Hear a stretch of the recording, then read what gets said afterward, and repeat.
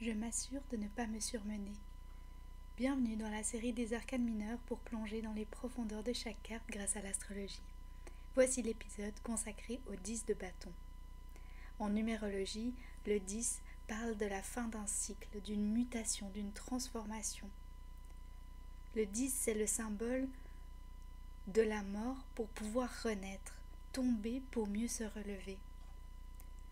Avec le 10 de bâton, on est prêt à s'ancrer dans la terre parce qu'on a fini le cycle du feu et on va arriver à la suite des deniers. On laisse derrière nous le feu pour revenir à la terre. Dans les significations générales du 10 de bâton, on parle d'excès, d'autodestruction et de travail acharné. On est dans une partie de l'excès du feu. Ça peut être l'excès des substances avec l'alcool, la drogue, les cigarettes, aussi dans l'excès des passions, des plaisirs, avec la sexualité, la nourriture, les séries, les vidéos. Tous ces excès qui mènent à l'autodestruction. Avec le 10 de bâton, on est dans un burn-out. On travaille trop, on est surmené, on est épuisé. Le surmenage, il faut faire attention parce que avec cet épuisement, on va arriver à éteindre ce feu-là qui vit en nous. Alors on vient apprendre à déléguer, à partager ce travail, à ne pas tout prendre sur nos épaules, à remettre au lendemain, à se respecter. On a le droit de demander de l'aide. C'est pas pour autant qu'on est faible ou qu'on a moins de valeur. Il peut y avoir une tendance avec le 10 de bâton de se croire invincible, de se croire super héroïque. Mais il faut apprendre que c'est ok de s'accorder une pause, c'est ok de remettre au lendemain, c'est ok de demander de l'aide. Avec le 10 de bâton, on a une énergie de répression. Parce que c'est une énergie qui est lourde. On va littéralement se mettre la pression, on a un poids sur les épaules. Avec les obligations, les deadlines, le stress, c'est aussi toutes ces pensées limitantes qui sont rabaissantes et qui nous empêchent de voir la lumière et de briller pleinement et entièrement. On a ce sentiment d'oppression, de se sentir submergé par une puissance extérieure qui nous rabaisse, qui nous limite, qui nous empêche de vivre. Ça nous empêche d'être libres, d'être pleinement soi-même. Ça nous limite dans une case, dans une routine, dans une voie spécifique, une passion, alors qu'il y en a tant d'autres à aller explorer. Et cette oppression, ça peut nous mener à la paralysie, à la mort, du fait qu'on ne peut plus rien faire, on est bloqué. On se fait rabaisser dans la terre, on revient au sol. Et c'est là la transition qu'on peut faire avec les deniers, les pentacles, pour revenir à la terre. Avec le 10 de bâton, c'est une énergie qui est au bout du rouleau. Il y a toujours un moyen de renaître de ses cendres. Et ça, c'est important de se le rappeler. Même si on a l'impression d'être au bout, c'est pas fini.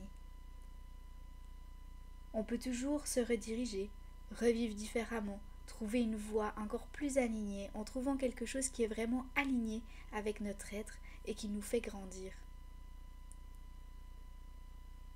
En astrologie, ce qui va être déterminant avec le Sagittaire, c'est l'idée de l'excès, parce que le Sagittaire fait tout en grand. Et c'est ça où ça peut le mener à sa perte, parce que même les excès négatifs dans l'autodestruction, ça aussi il va le faire en excès. Avec le Bélier et Mars, les deux énergies vont nous amener dans le fait de vouloir toujours tout faire tout seul, parce que on a la citation qui dit « on n'est jamais mieux servi que par soi-même ». Mais c'est avec cette énergie de toujours vouloir tout faire tout seul, sans vouloir demander à autrui, qu'on va arriver dans une énergie de burn-out, dans une énergie de trop-plein. Si on regarde les représentations des différents tarots pour ce 10 de bâton, on peut se pencher sur le tarot de Marseille pour commencer, et on voit qu'il y a deux bâtons à la verticale, ici, qui vont bloquer les fleurs qui essayent de grandir sur les côtés. Elles n'ont pas la place de grandir sur le haut. Finalement, le fait que ces fleurs soient bloquées, ça montre que c'est leur épanouissement qui est bloqué. Finalement, c'est comme si elles étaient étouffées face au fardeau. Et ça montre la nécessité de renouveler l'énergie, de changer quelque chose. Parce que ici, l'épanouissement n'est pas possible. Il est bloqué par toutes les tâches, par tout le fardeau qu'on est en train de porter dans cette carte. Avec la représentation du Morgan Greer, on voit cette idée de fardeau, on voit cette idée de porter tout ce travail, toute cette charge. On voit que c'est lourd, que c'est encombrant. On peut sentir la douleur du personnage, et qu'il n'a pas de place pour lui. Il est constamment focalisé sur ses tâches à accomplir. C'est une représentation qui reprend bien évidemment la représentation originale du Rider-Waite-Smith. Si on regarde le tarot des rêves de Gaïa ici, c'est intéressant parce que ça prend une perspective plutôt positive de la carte. Avec les rêves de Gaïa, on va parler plutôt de structure, de discipline, de responsabilité, le fait de travailler sur soi en maîtrise totale de son corps, de son esprit et de son énergie. On voit que tout est structuré et que dans la routine, on peut s'éveiller. Quand on prend le tarot Lilifère, on a encore une fois cette énergie du poids, des bâtons littéralement sur la tête du personnage. On les voit s'accumuler sur sa tête pour vraiment l'affaiblir. On sent la lourdeur des responsabilités sur elle. Ici, dans l'astrologie, comme on le voit dans le Fortuna Tarot, c'est Saturne et Sagittaire qui sont choisis pour représenter cette carte. Ici, on a Saturne et ici, Sagittaire dans le petit coin. Ces deux énergies, avec Saturne et Sagittaire, vont venir nous apprendre que les excès sont souvent destructeurs.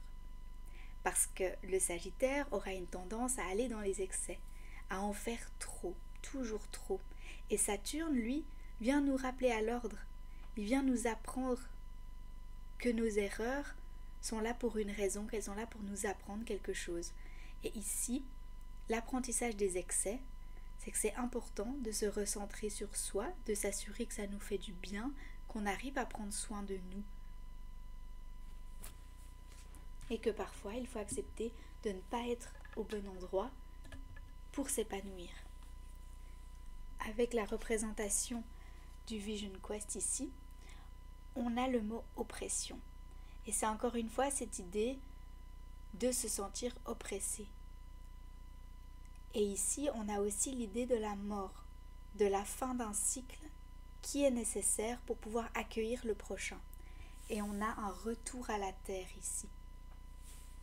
Parce que la suite des bâtons est terminée et qu'on est capable d'aller vers la terre, vers les deniers, vers les pentacles. Avec cette représentation ici du Shadowscape Tarot, c'est intéressant parce qu'on voit toute une ville qui a été formée sur le haut de l'arbre. Ce village, qui devient gentiment une ville, petit à petit se construit, se développe. Mais ce qui est intéressant, c'est de se questionner sur quelle base il se construit. Et on voit qu'il y a un rocher qui a l'air quand même assez bancal parce qu'il n'est pas droit, il est tout fin par rapport à l'ampleur de la ville. Et puis on a aussi ce personnage ici qui est tout tordu, qui n'est pas dans une situation confortable pour pouvoir soutenir un tel empire qui se construit. Alors ici, avec cette carte, c'est intéressant de revenir aux bases, de savoir sur quoi on construit tout ce travail. Oui, tout se passe bien, il y a beaucoup à faire, tout se développe, mais à quel prix? Et sur quelle base? Avec le tarot divinatoire du Corbeau, ici, on voit un cerf qui porte les lumières. Comme si finalement c'était à lui de porter le poids d'illuminer le monde. Avec cette énergie, on voit qu'il a une grande responsabilité, mais on peut se demander à quel prix. Quel est le poids qu'il porte sur sa tête? Parce qu'il ne se tient plus droit, il est alourdi par ces lumières. Ici, avec le tarot alchimique, on voit l'énergie du phénix qui renaît de ses cendres.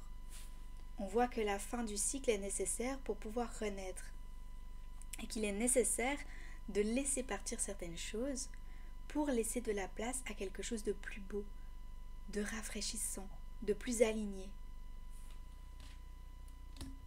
Avec le After Tarot ici, on voit que le personnage, après avoir porté tous ses bâtons, les a tous fait tomber. Tout se retrouve à terre, il est épuisé, et il y a cette idée d'abandon aussi.